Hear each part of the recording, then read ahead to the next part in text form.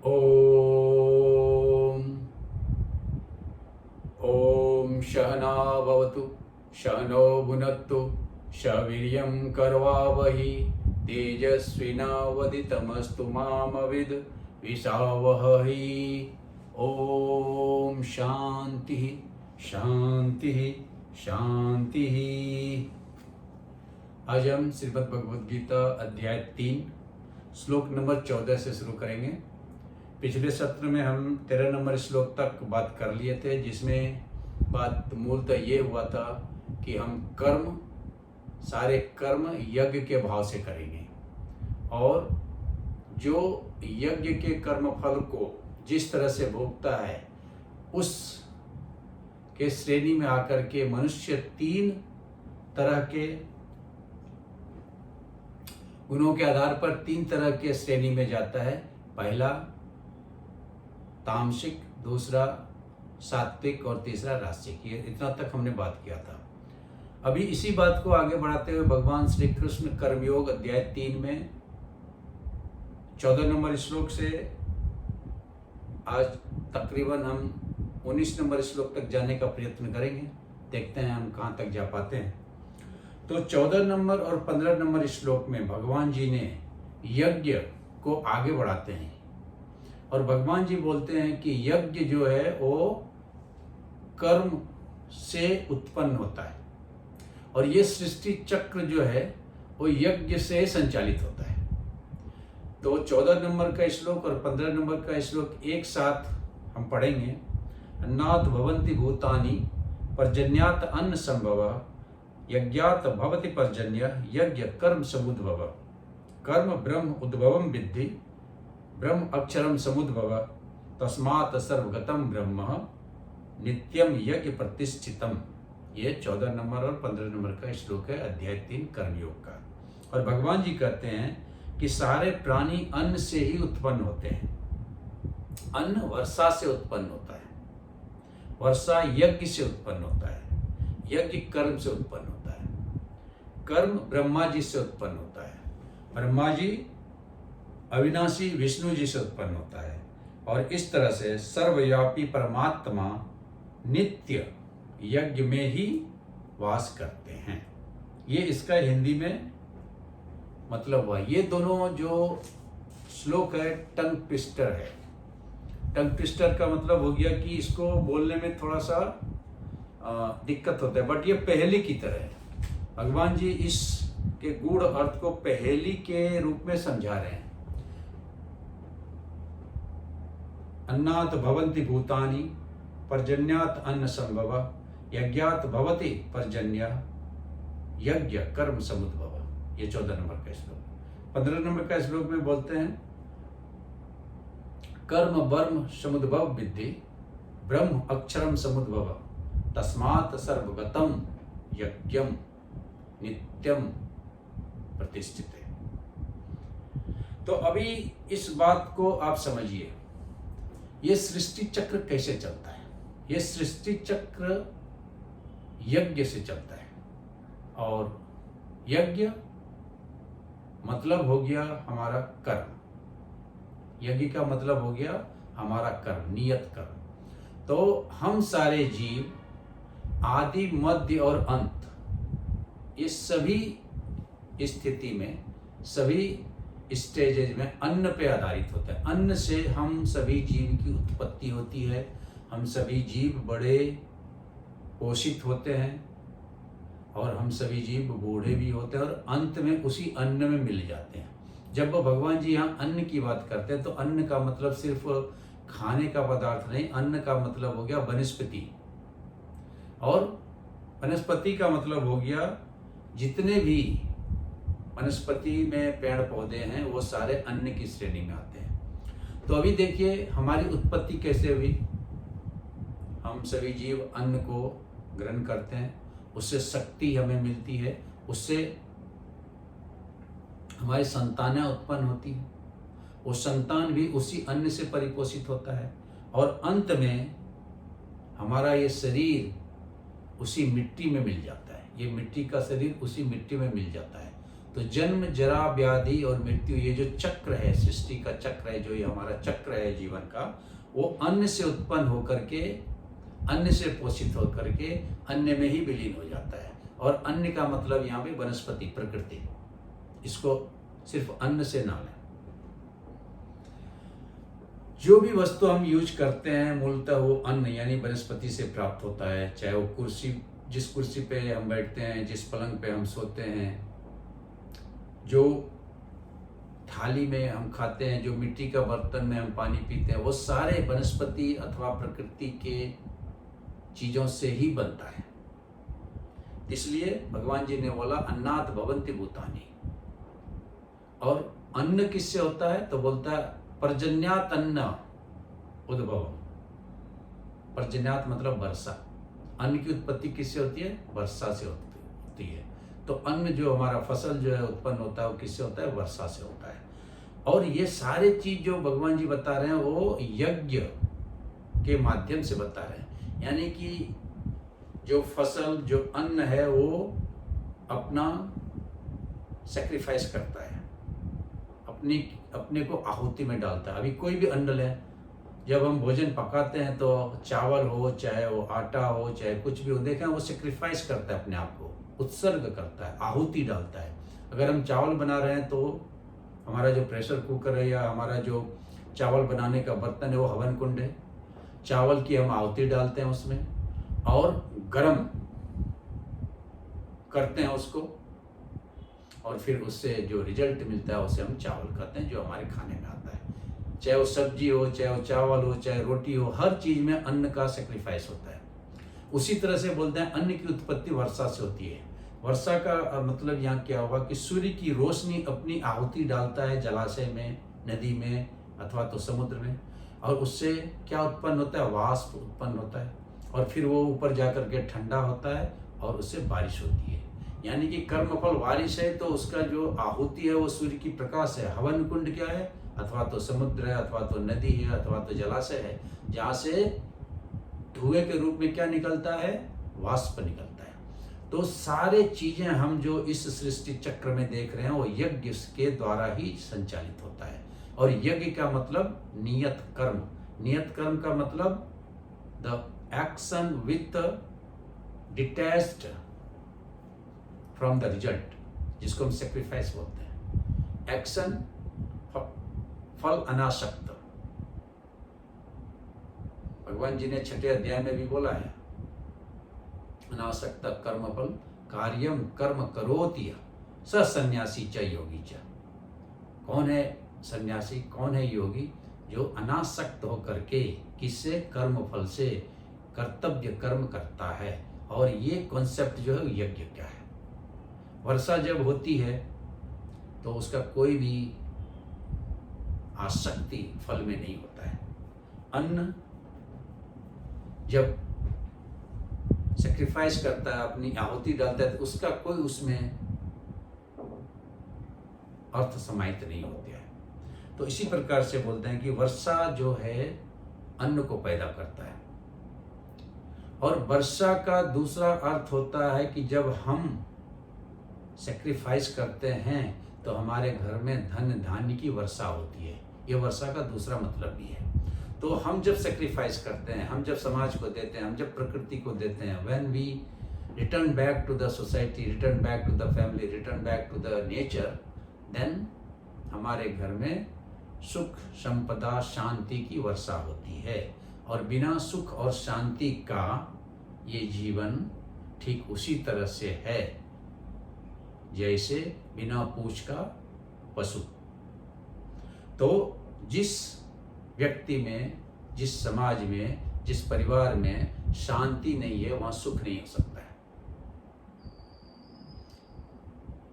भगवान जी ने दूसरे अध्याय में 66 नंबर के श्लोक में बोला, ना अस्ति अयुक्तस्य बुद्धि, ना च युक्तस्य भावना, ना च अभावयतः शांति, अशांतस्य कुतो सुखम।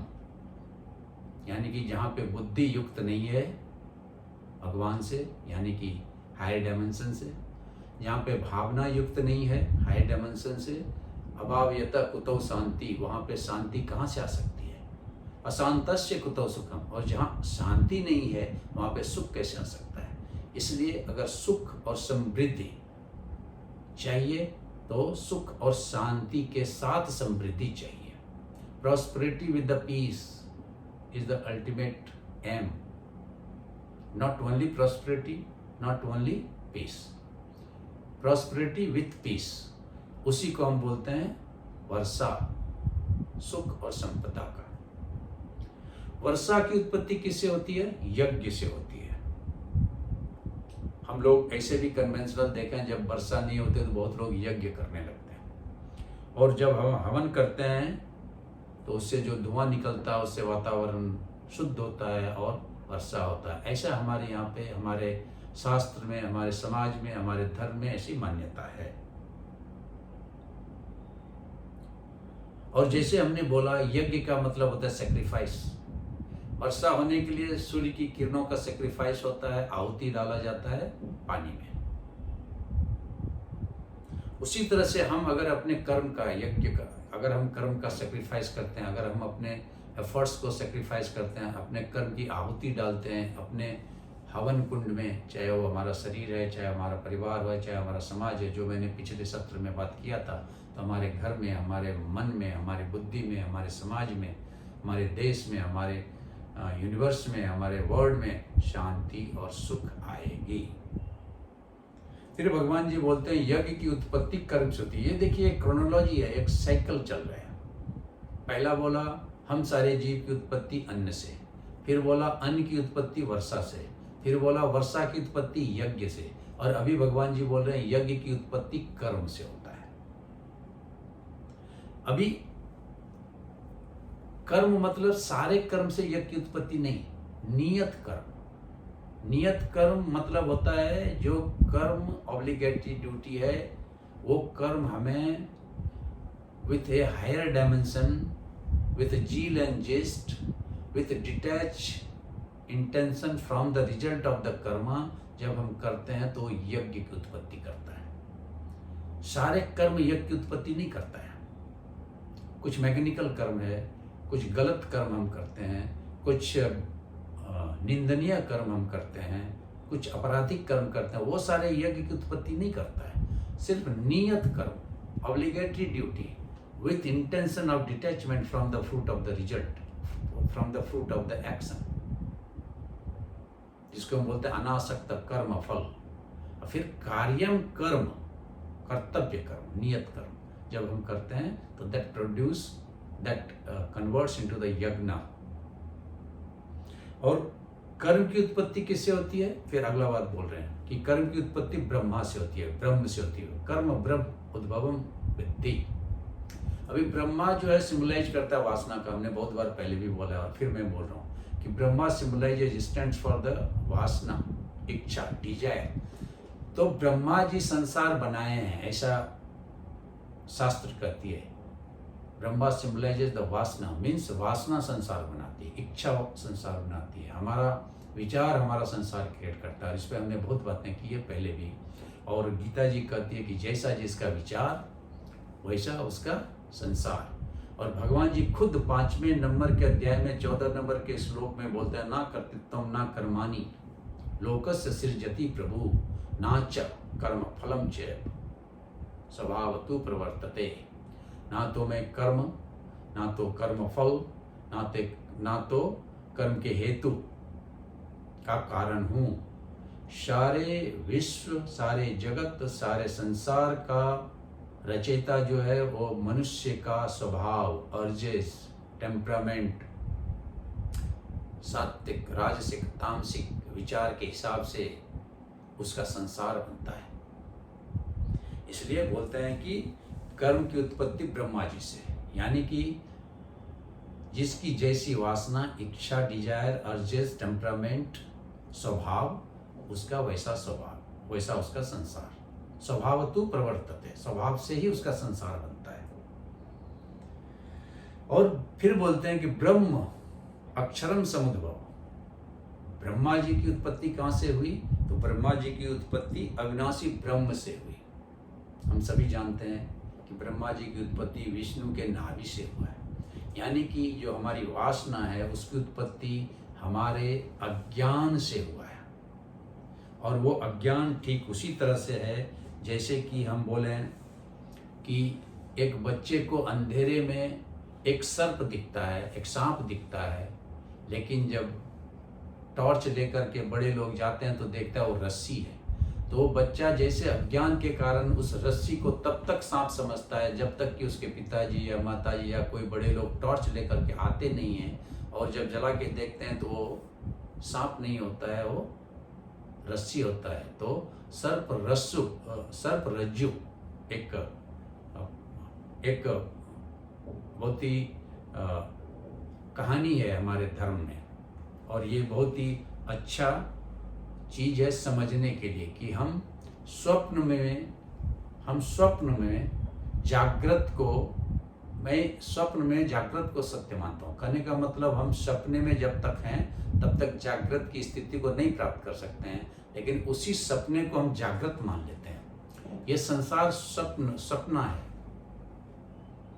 कहूँ उमा में अनुभव अपना, कहूँ उमा में अनुभव अपना, हरि एक सत्य जगत सब सपना। सिर्फ एक ब्रह्म जो है सत्य है, बाकी सारा जगत जो है क्या है, ठीक उसी रस्सी की तरह है, लेकिन हम अज्ञान के कारण उसे सर्प मान लेते हैं। तो ये संसार जो है एक स्वप्नवत है, लेकिन अज्ञान के कारण उसे ही हम सत्य मान लेते हैं। ठीक उसी तरह से जिस तरह से एक बच्चा रस्सी को सांप मान लेता है। तो जागृत व्यक्ति सपने के व्यक्ति को तो जान सकता है, लेकिन सपने में जो व्यक्ति है वो जागृत के व्यक्ति को नहीं जान सकता है। ये बात भगवान जी ने यहाँ पे कहा कि अज्ञान के कारण ही हमारी वासना की, हमारे विचार का, हमारे इच्छा का, हमारे स्वभाव का सृजन होता है, और उसी के कारण उसके हिसाब से हमारा संसार बनता है। ये भगवान जी ने कहा कि ब्रह्म अक्षरम समुद्भव विद्धि। तो इस तरह से भगवान जी ने बोला कि ये क्रोनोलॉजी है। फिर से मैं इसको क्रोनोलॉजी को दोहराता हूँ कि अन्नात् भवति भूतानि, अन्न से सारे जीव की उत्पत्ति हुई। पर्जन्यात् अन्न समुद्भव, बारिश से अन्न की उत्पत्ति हुई। यज्ञात् भवति पर्जन्य, यज्ञ से बारिश की उत्पत्ति हुई। यज्ञ कर्म समुद्भव, और यज्ञ की उत्पत्ति नियत कर्म से हुई। कर्म ब्रह्म समुद्भव विद्ये, कर्म की उत्पत्ति ब्रह्मा जी से हुई, ब्रह्म से हुई, यानी वासना, इच्छा, डिजायर जो हमारे ऊपर जैसा है उससे हुई। और ब्रह्म अक्षरम समुद्भव, ब्रह्म की उत्पत्ति अविनाशी विष्णु के नाभि से हुआ। यानी कि अज्ञान से हमारे वासना, हमारी इच्छा, हमारा टेम्परामेंट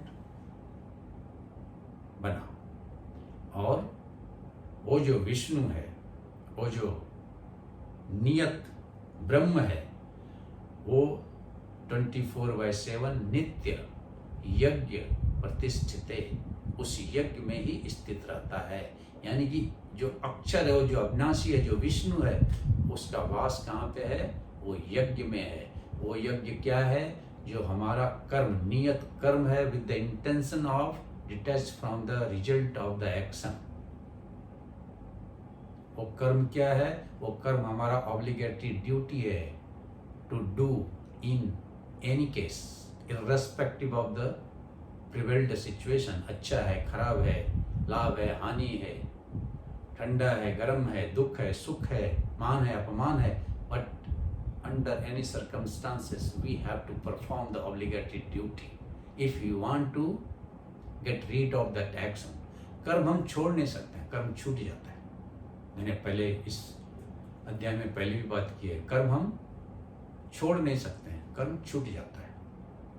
ठीक उसी तरह से जैसे गाड़ी खुद ब खुद बंद हो जाएगी जब पेट्रोल खत्म हो जाएगा,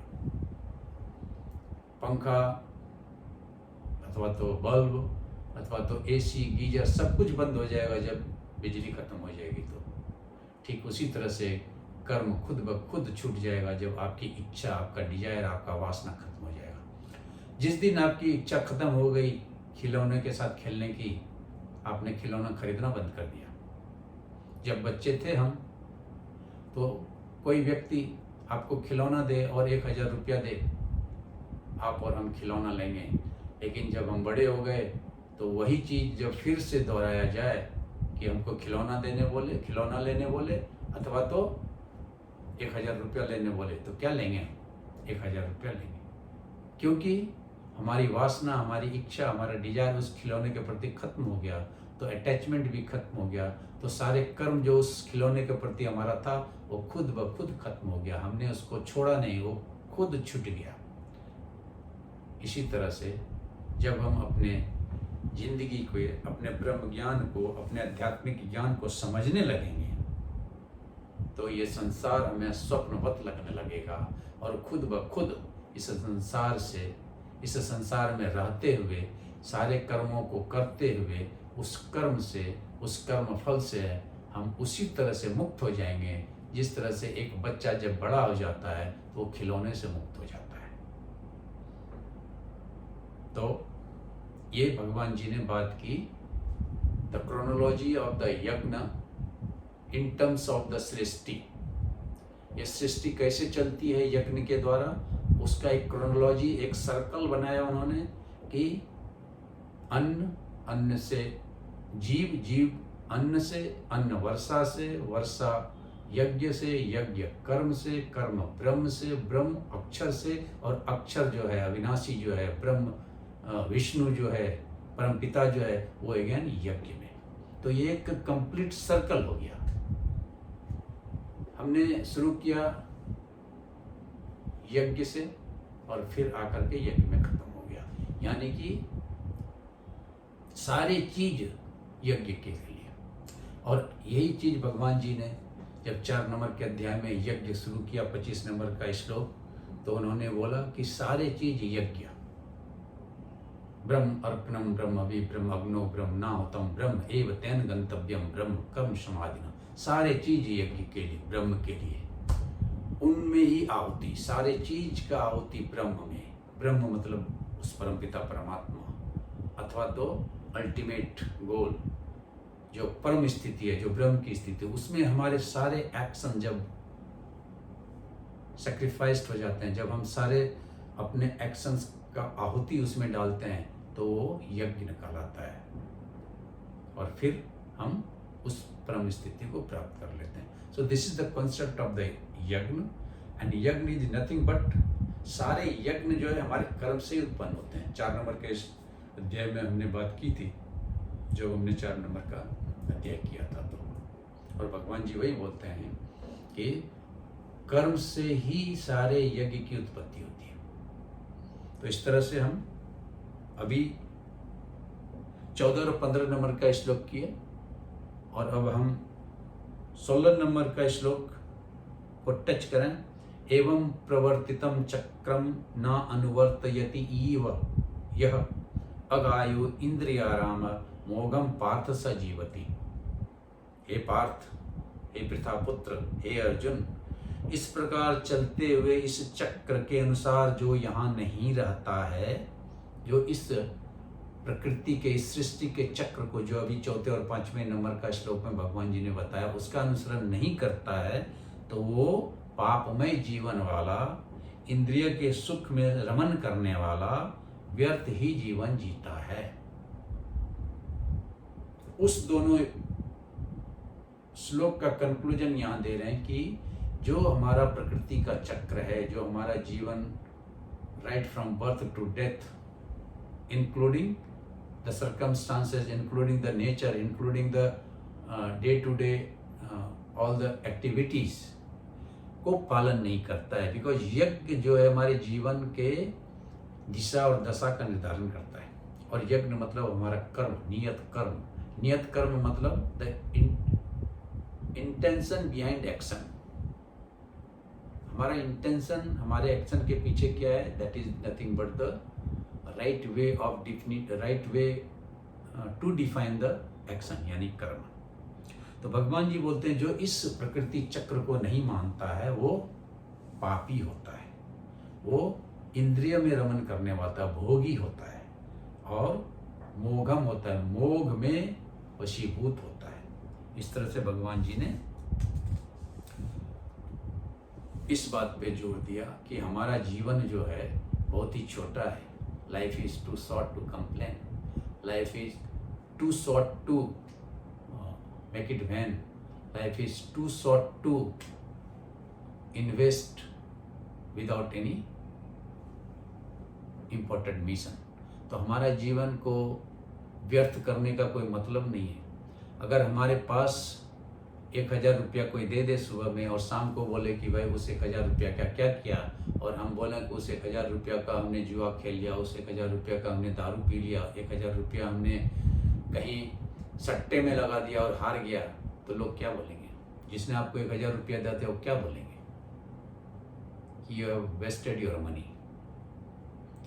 और आपका ये जो जीवन है जो कि आप तकरीबन 60 साल 80 साल तक जीते हैं और उसमें आधा जीवन तो हम सोते हैं, तो बचा 80 साल का अगर मैं आयु लूँ तो 40 साल में 10 साल 15 साल 20 साल 25 साल हम करते कुछ नहीं, हम सिर्फ लेते हैं समाज से, परिवार से।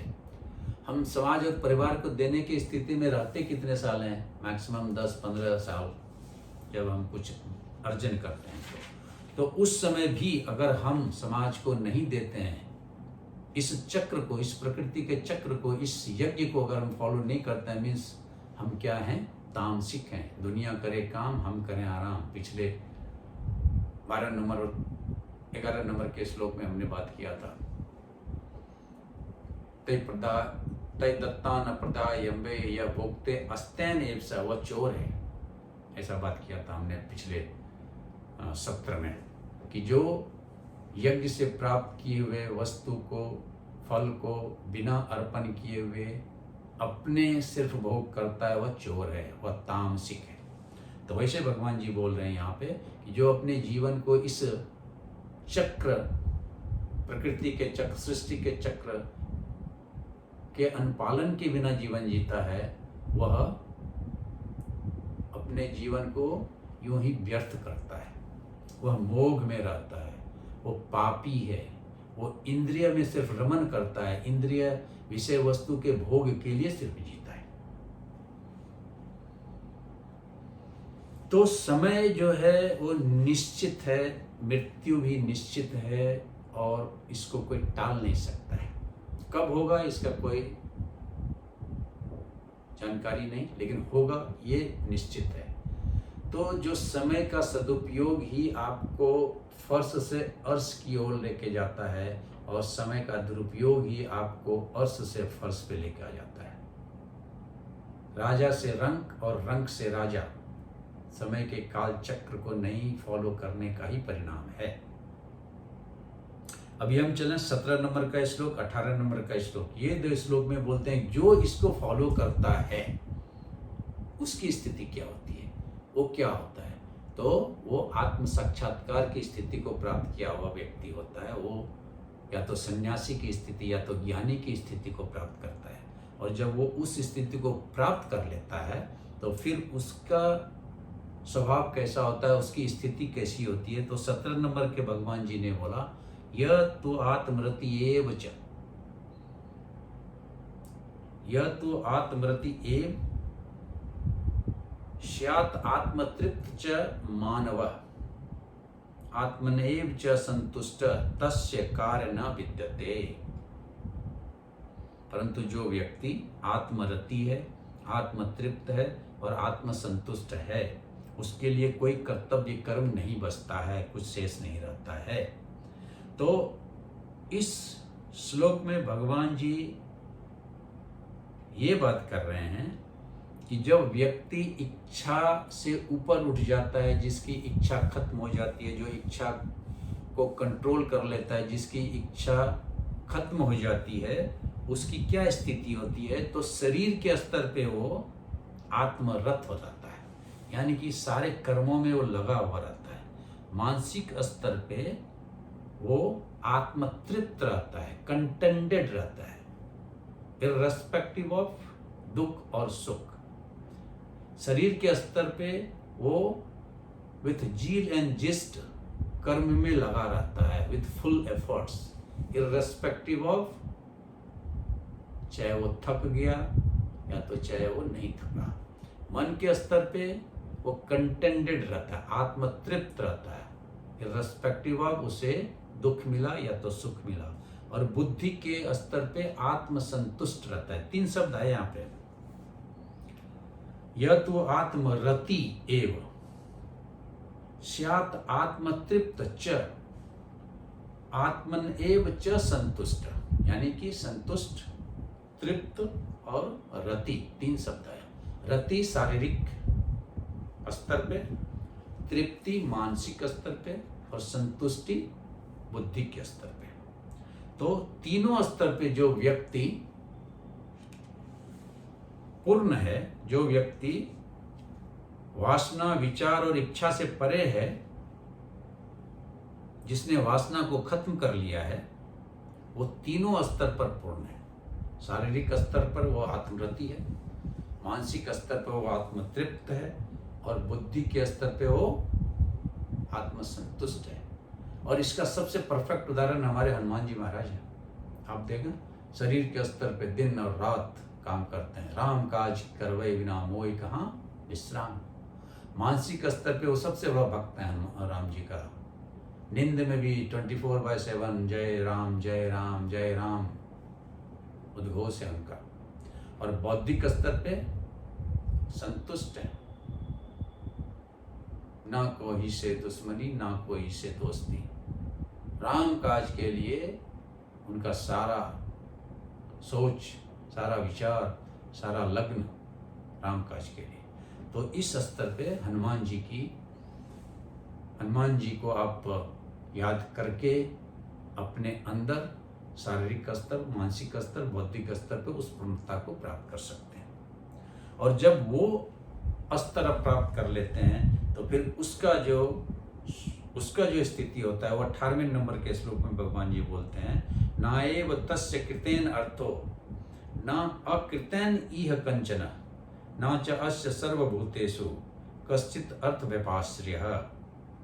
जब उस स्थिति को प्राप्त कर लेते हैं तो यहाँ ना कुछ किए हुए ना किए हुए से कोई लगाव रहता है उस व्यक्ति का, और ना ही वह किसी वस्तु अथवा व्यक्ति पर निर्भर करता है, निर्भराम हो जाता है, किसी पे वो डिपेंडेंट नहीं रहता, इंडिपेंडेंस हो जाता है। तो भगवान जी बोल रहे हैं कि जो व्यक्ति इस स्थिति को प्राप्त कर लेता है, जो यज्ञ के द्वारा संचालित सृष्टि चक्र का अनुपालन करता है, जो कर्म को यज्ञ भाव से करता है, वो ना तो कुछ किए हुए पर और ना किए हुए पर कोई अटैचमेंट रखता है, कोई लगाव रखता है, ना ही किसी वस्तु, ना ही किसी व्यक्ति, ना ही किसी स्थिति, ना ही किसी परिस्थिति पे डिपेंडेंट होता है। यानी कि उसके लिए स्वप्न और जागृत एक हो जाता है। अभी एक उदाहरण से समझें कि अगर आप सपने में किसी ने आपको एब्यूज किया, किसी ने आपको थप्पड़ मारा, किसी ने आपको कुछ अपशब्द कहा, तो क्या आप जगने के बाद उसका बुरा मानेंगे क्या? तो ज्ञानी व्यक्ति ठीक उसी अवस्था में जागृत में भी रहता है। वो हमको और आपको ऐसा मानता है जैसे हमने अगर कुछ कहा उनको, तो उनके लिए हम और अन्य व्यक्ति ठीक उसी तरह से हैं जैसे हम सपने में किसी व्यक्ति से असंतुष्ट हो जाते हैं, लेकिन जब जगते हैं तो हमारे लिए एक सपना रहता है। तो जो ज्ञानी व्यक्ति है, जो कर्मरति है, जो आत्मसंतुष्ट व्यक्ति है, जो आत्मरति व्यक्ति है, उसके लिए संसार भी उसी स्वप्न के तरह है। संसार में होने वाली हर घटना, हर क्रिया, हर प्रक्रिया उसके लिए एक स्वप्न की तरह है। और वो व्यक्ति इस संसार को सपने के समान मानता है। और फाइनल वर्डिक्ट भगवान जी 19 नंबर में दे रहे हैं, जो दूसरा खंड है उसका आखिरी श्लोक है, तस्मात् असक्तः सततम कार्यम कर्म समाचरः असक्तो ही आचरण कर्म परम आपनोति पुरुषः। इसलिए तस्मात् देयरफॉर हमेशा लगाव रहित होकर के कर्तव्य कर्म करो, क्योंकि लगाव रहित कर्म करते हुए ही पुरुष परम तत्व को प्राप्त कर सकता है। तस्मात् मतलब वेरी इंपॉर्टेंट, इसलिए। अब यहाँ पे भगवान बोला सततम, कंटिन्यूअसली, हमेशा क्या करो, असक्तम, डिटैच्ड होकर के, कार्यम कर्म, नियत कर्म करो। और जब असक्त होकर के कर्म करोगे, परम आपनोति पुरुष, वो व्यक्ति परम को प्राप्त कर लेता है, अल्टीमेट को प्राप्त कर लेता है, ब्रह्म स्थिति को प्राप्त कर लेता है। तो ये फाइनल वर्डिक्ट है। तो सेकंड खंड का, दूसरे खंड का हमने बात किया था कि 9 नंबर श्लोक से लेकर के 19 नंबर श्लोक तक भगवान जी ने बोला कि कर्म को कैसे करना चाहिए, तो यज्ञ भाव से करना चाहिए। और जब आप यज्ञ भाव से करते हो तो अनासक्त भाव से होकर के कर्म करते हो, कंटिन्यूअस जील एंड जिस्ट के साथ करते हो, सततम, और कार्यम कर्म करते हो, नियत कर्म कुरुत्वम, कर्म ज्यायो कर्म न, यहाँ से शुरू हुआ था। और असक्त ही आचरण कर्म यज्ञ अर्थान कर्मणि, 9 नंबर का श्लोक, वहां से शुरू होकर के 19 नंबर में भगवान जी कंक्लूजन दे रहे हैं, तस्मात् असक्तम सततम कार्यम कर्म समाचरः असक्त ही आचरण कर्म परम आपनोति पुरुष। परम मतलब अल्टीमेट, ब्रह्म की स्थिति, आत्म साक्षात्कार की स्थिति, भगवान की स्थिति को आप प्राप्त कर लेते हैं। तो इस तरह से हम आज दूसरे खंड को, अध्याय 3 के दूसरे खंड को 9 नंबर से 19 नंबर तक, और आज हमने 13 नंबर से 19 नंबर का श्लोक खत्म किया। और आज हम यहीं पे विराम लेंगे। फिर अगले सत्र में हम 20 नंबर से, जो तीसरा खंड है, जिसमें कि कर्म की प्रेरणा का हम बात करेंगे, इन्फ्लुएंसर ऑफ द एक्शन, उस पर बात करेंगे। आज हम यहीं पे विराम लेंगे। ओ